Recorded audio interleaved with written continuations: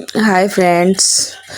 good morning Johar, welcome to my new blog Sai Family Blogs। आज सकाले ब्लॉगटे बनामी बोली भावली जे एटा shooting टिके करली जेनता निके मोर बड़ झियो पूरा रिस्मी हैला आर मना करदेला। हो ठीक अच्छे बोली आर एटा आज मत टिके जोर होचे भल नहीं लगवार जे सांटा कहनी जेटा घर सफा सुफी टिके करूची बेडशीट पतर बिछना बुझनी एटा बिछौछि एटा सब रिस्मी ही करी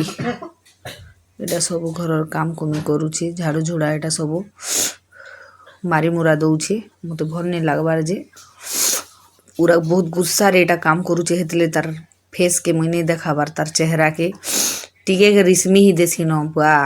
ने कहन चे करसी न तार आवाज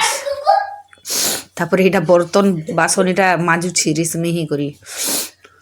एटा तार नानी पाखे से बड़ झियो पाखे एटा से नास्ता बनाऊे चकेल फकेल चटनी फटनी बनाऊे आर तामना एटा बर्तन झाड़ू फाड़ू मारिक बर्तन धुचे मोर पो एटा जे ताके डिस्टर्ब कर दउछे जे रिस्मी ही जाऊे टिके के रिस्मी ही जाऊे तार काम रे जदि के टिके डिस्टर्ब कला